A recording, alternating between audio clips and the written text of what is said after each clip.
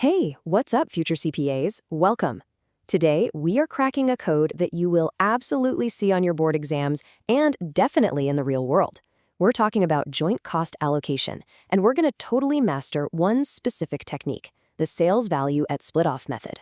This is a big one, so let's make sure this information sticks in your brain for good. Okay, let's just jump right in with a puzzle. Imagine you own a dairy. You spend a huge chunk of change, say $400,000, on a big batch of raw milk. And out of that one process, you get two totally different products, rich cream and skim milk. So here's the question. How much of that original 400 grand actually belongs to the cream? I mean, how do you decide? Getting this right is everything, because it tells you if your products are even making money. All right, so here's our roadmap for today. First, we'll break down the puzzle itself. Then we're going to look at a common sense guess that feels right but is actually a total trap. After that, we'll walk step by step through the real deal, the market-based method. We'll cover exactly why this is the method you need to know for the LECPA, and then wrap it all up with a super fast review that you are definitely going to want to screenshot for your notes. Okay, first things first. Before we can solve anything, we've got to be speaking the same language, right? So let's lock in a couple of key terms that you absolutely have to know. So what in the world are joint costs? It's pretty simple, actually. In our dairy example, it's that $400,000 we spent on the raw milk before it ever became cream and skim milk. It's the one big shared cost for the whole process. And that's the number we've got to figure out how to split up. And that brings us to the split-off point. Now, this is the magic moment. It's that exact point in the production process where our products suddenly become their own thing. 1 second, it's all just processed milk, and the next, boom, we've got cream over here and skim milk over there. They're separate, they're identifiable, and that is the point where we do our cost allocation. All right, we've got the rules down.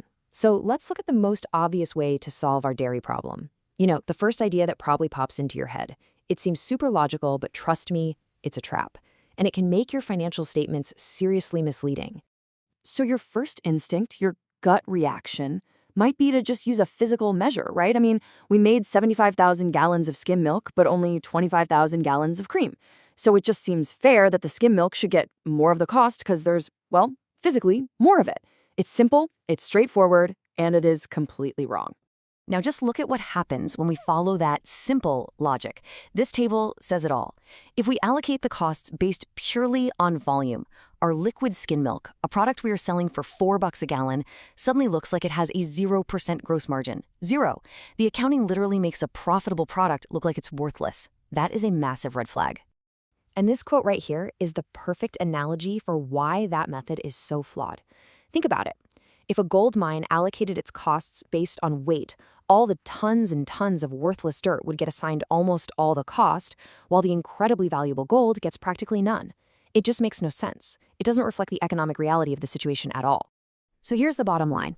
Allocating by volume, by gallons or pounds or whatever, completely ignores the single most important thing about a product, its ability to make you money. A market-based approach, which we're about to dive into, connects the cost directly to that revenue-generating power. It's about the economic story, not just the physical stuff. Okay, so if allocating by the gallon is a no-go, what is the right way? Let's get to the good stuff. The method that accountants love, and more importantly, the one the CPA board exams expect you to know, the sales value at split-off method. This is the pro move. So let's reset our little dairy example.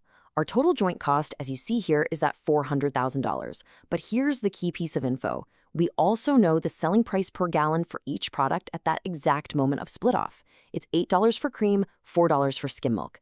And with that, we now have everything we need to solve this thing properly. And the best part? The calculation is a beautifully simple 3-step process. Step 1, figure out the total sales value of all the cream we made and all the skim milk we made. Step 2, calculate what percentage of that grand total value comes from cream and what percentage comes from skim. And finally, step 3, you just apply those percentages to our original $400,000 joint cost. That's it. And voila! Here's the solution. The total potential sales value turns out to be $500,000. The cream makes up $200,000 of that, which is 40%. The skim milk makes up the other $300,000, or 60%. So we just applied those weights to the $400,000 cost. Cream gets 40%, which is $160,000. Skim gets 60%, or $240,000.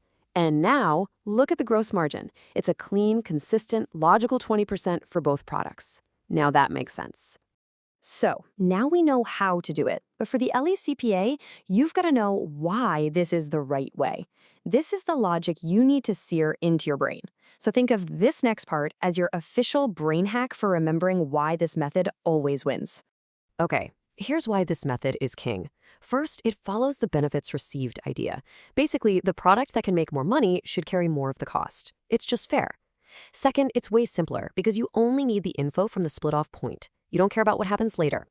Third, it uses revenue as its basis, which is solid and reliable. And finally, as we just saw, the math is super straightforward, fair, simple, and logical. That's a winning combo. All right, we have covered a ton of ground. I want you to get your phones out or get your computers ready to screenshot. This next slide is your cheat sheet. It's the whole explainer condensed into a few key bullet points. This is your study guide right here. Let's do a rapid-fire review. Joint costs, they're shared costs. Split-off point, that's where products become their own thing. The physical measure method, it's a trap, ignores value. The sales value at split-off method, that is the one you need to know. How does it work? You allocate costs based on each product's money-making power. And why does it work? Because it is fair and it is simple. Got it? Good. And I'll leave you with one last thing to chew on, something that connects this accounting rule to real-world business strategy. We've just proven that cost allocation follows value. So what happens to a company's entire strategy when they suddenly discover a new, super high-value use for a product that they used to think was just worthless byproduct? That's where accounting gets really interesting. Something to think about. Thanks for tuning in.